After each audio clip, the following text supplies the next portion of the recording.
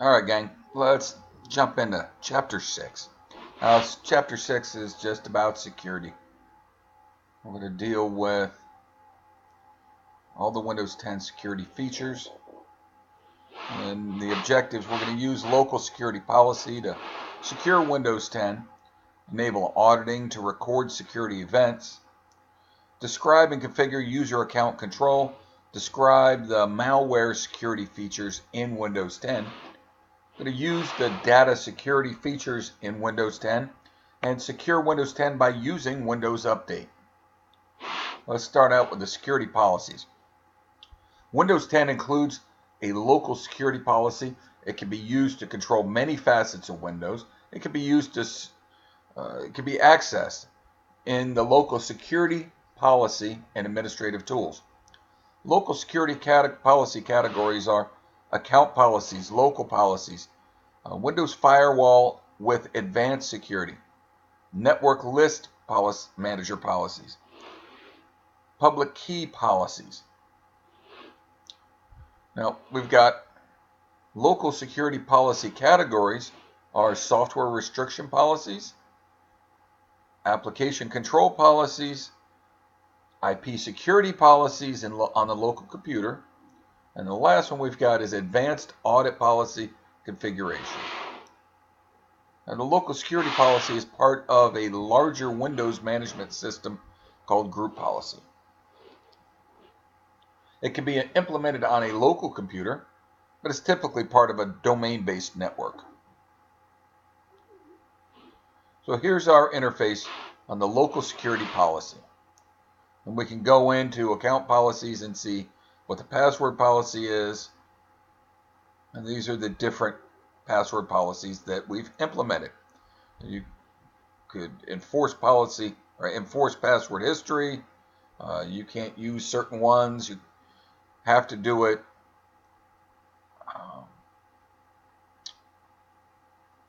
let's say you've got to wait a certain period of time before you can use it again. Let's move on to the next ones. So when it comes to account policies, they contain the password policy and the account lockout policy. They don't affect domain accounts. So the domain accounts, that's dealt with on the domain controller. It must be configured at the domain level. Now, password policy, they control password characteristics for the local user accounts. The available settings we have, we kind of hit on those. Enforce password history, maximum password age, minimum password age, minimum password length. Password must meet complexity requirements, and store passwords using reversible encryption. There's an account lockout policy that prevents unauthorized access to Windows 10. It can be configured so that we set up an account to be temporarily disabled after a number of incorrect login attempts. Now, we talked in the previous chapter. There are a couple of accounts that this does not apply to: admin and guests. So, available settings, we've got account lockout duration, account lockout threshold, and reset account lockout counter after a certain number of attempts. So when it comes to local policies are for auditing system access, assigning user rights, and configuring specific security options. Auditing lets you track when users log on and which resources are used. User rights, they control what system task a particular user or group of users can perform. Excuse me. Specific security options are a variety of settings that can be used to make Windows 10 more secure. So we've got the user's rights assignment. And these are all the user rights, and we could scroll this thing way down to check all these different policies that exist. So local policies, the user rights assignment settings allow logon locally, backup files and directories, change the system time. load and unload device drivers, shut down the system. Administrators, backup operators, and users are assigned this right by default. AppLocker is used to define which programs are allowed or disallowed in a system. Most common use is malware prevention. And you can audit or enforce AppLocker rules. And here we go. We've got AppLocker in our interface for it. Now, when it comes to AppLocker, you can audit or enforce AppLocker rules. We've got different rules collections: executable, Windows installer, script, packaged app, and DLL. Here's our AppLocker, who's allowed, who's not. Got rules and permissions. Each rule contains permissions that define whether the rule allows or denies software the ability to run. Back on the publisher, the path. We've got rule exceptions. They define software that the rule does not apply to. In general, you use rule conditions to define a large set of software, and then use exceptions to define a smaller set that those rules don't apply to.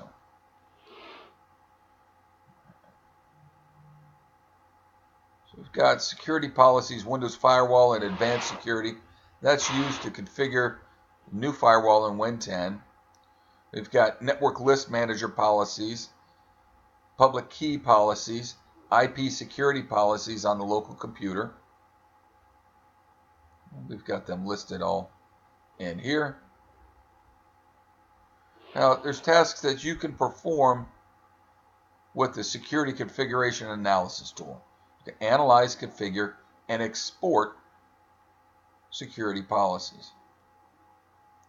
You've got auditing. And auditing, it's a security process that records the occurrence of specific operating system events in the security log. Every object in Windows 10 has audit events that are associated or related to it. Windows 10 has basic auditing policy settings and advanced audit policy settings. Using advanced audit policy settings allows you to limit the amount of audit data that you capture. Simplifies the reviewing of audit logs. So if it's keeping track of everything that happens, that could be a lot of data being collected and a lot to wade through to find what you're looking for. So here's our interface, a table showing what we can audit, how we audit. Here's our actual interface. And here's our different audits. All right. Date and time of the audit, type of task, the event ID. So we've got a UAC user account control.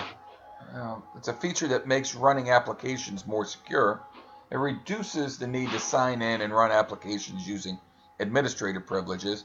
And when the UAC is enabled and an administrative user logs on, the administrative user is assigned 2 access tokens: a standard user privileges, that token, and administrative privileges token.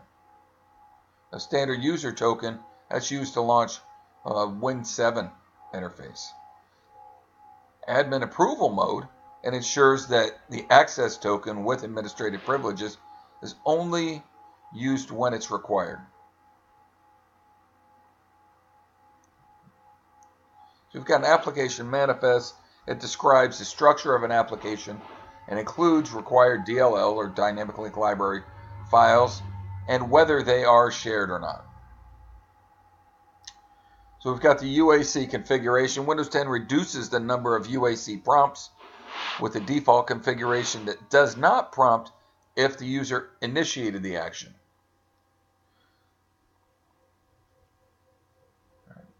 So there's a list of different options and the descriptions when it comes to UAC configuration. And you can pause if you want to read through those. We've got some more. And Windows 10 includes Windows Defender. Now that's supposed to help you protect against malware. This is in part, hang on, it's got to sneeze. Sorry about that. This is part of why we get so many updates to Windows 10. So Win 10 includes Windows Defender. To maintain current malware protection, we're going to need more frequent updates so that we recognize the current malware that's coming out. Spyware is software that is silently installed on your computer and monitors your behavior and performs actions based on your behavior. Viruses are a different type of software than spyware, and viruses actually exist on your computer, and they could be something that's not watching you, but they're there to perform some damage to your computer. Usually viruses are very malicious, and Windows Defender provides antivirus and anti-spyware capabilities. So the definitions, whether it's malware, spyware, viruses, those definitions need to stay current, and that's why we get those updates, like I mentioned before. Okay, so we've got different configurations within Windows Defender to know who's doing what when they're doing it. When it comes to data security, our NTFS permissions, that's the most basic level of data security for us. And that's been around for a few decades now.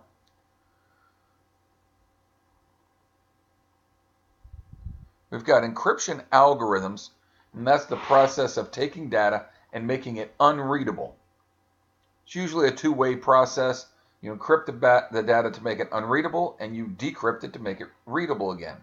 It's almost you have a key to lock it, and when it's locked, nobody can read it, and you need that key to unlock it so that it can be read. Most encryption required a minimum one key, commonly two keys.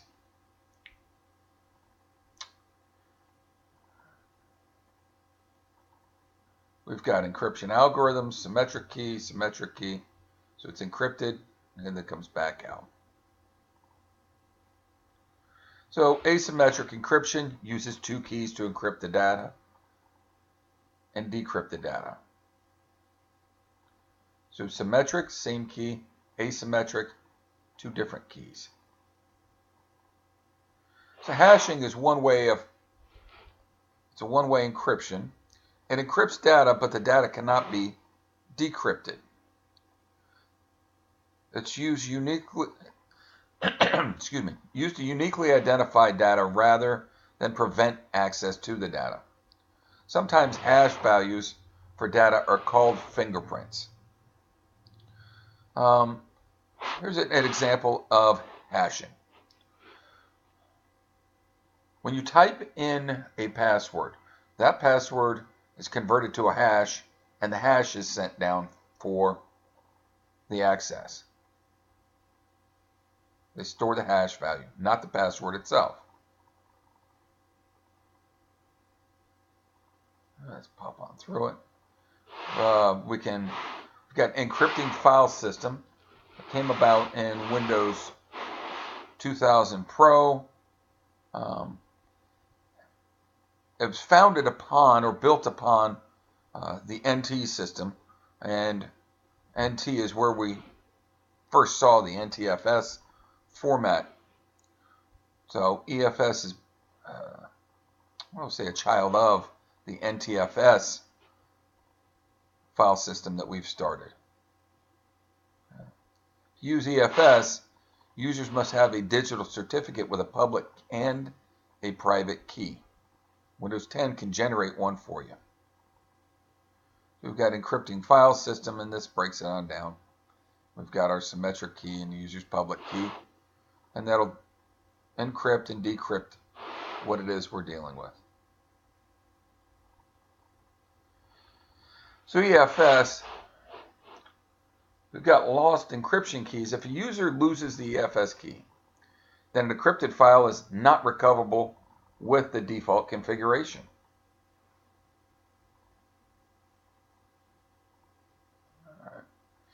if I want to share encrypted files, we have to make sure that the keys to decrypt are available to whoever has access to those files.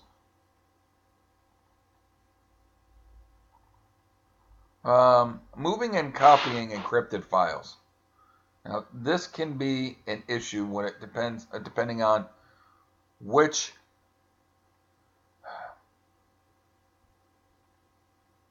file or which disk formatting that you've dealt with.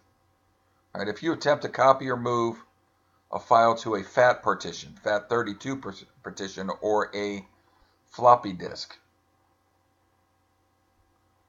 you're going to have an error because these encryptions or these permissions, they're not compatible between NTFS and FAT.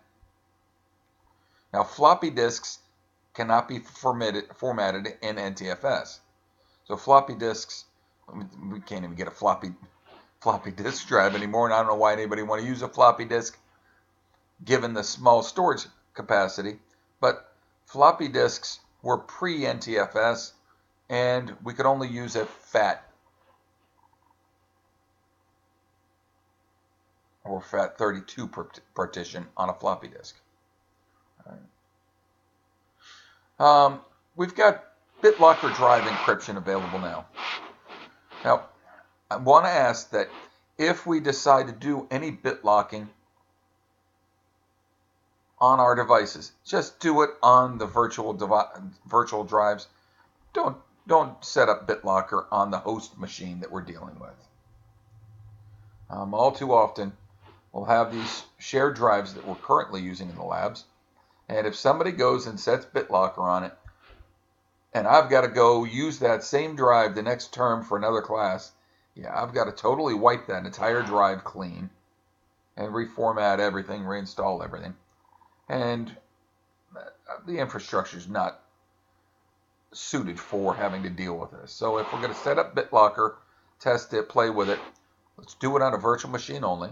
It's a data encryption feature. It's included in Windows 10, and entire volume is encrypted when you use BitLocker. So you can shut down that whole drive and encryption so nobody else can see or access anything on that drive.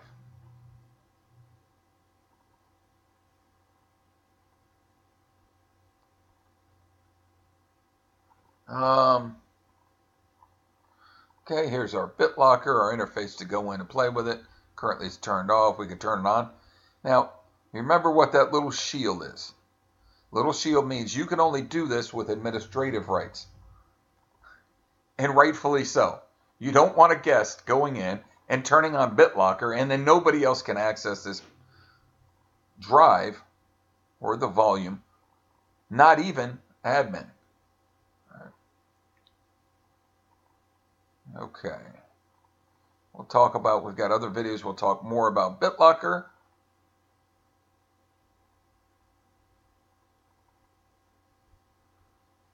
Okay. And in Windows Update. Now, Windows Update, we're scheduling automatic updates with Windows. Updates, the most important security precaution you can take in Windows 10. Now, I understand how cumbersome it is because when you want to leave class or leave and go somewhere and take that drive out and store it, once Windows Update starts, you've got to let it keep going. Because depending on what's being updated, if you say, well, I'm not going to go ahead and finish that update, you force a shutdown and you pull that drive, you may potentially corrupt that drive. So we need to have these Windows 10 updates for a number of reasons. Defender, absolutely. There's so many other things that we need that could be patches.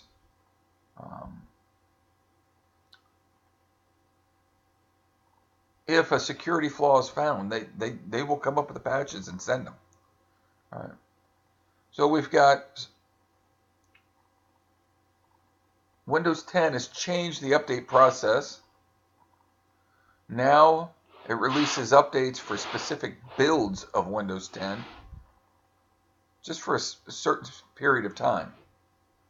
Before the end of the support period, a new build is released, and then those computers are updated with a new build. So what that means, so Windows 10, you've got a certain build of Windows 10.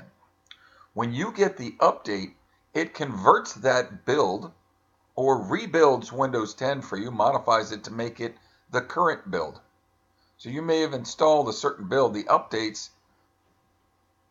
change what you've got to keep you current. All right.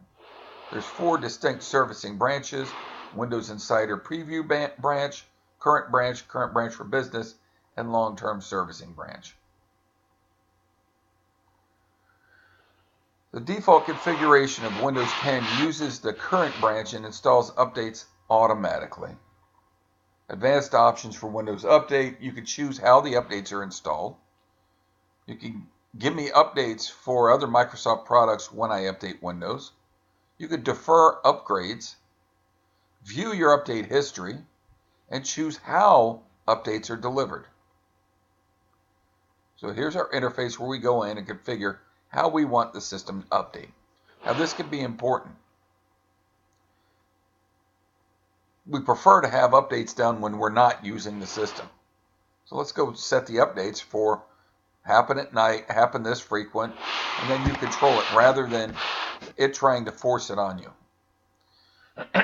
Windows Update for Business is a group policy setting that controls when updates are delivered after updates are released. The purpose is to create separate groups of computers that perform updates at different times. Now there's a standard Windows update process. It can be modified to use the Windows Server update services, and it provides greater control over the update process. And here we can go through and see which updates exist. We could go ahead and manually update them now, or we can wait.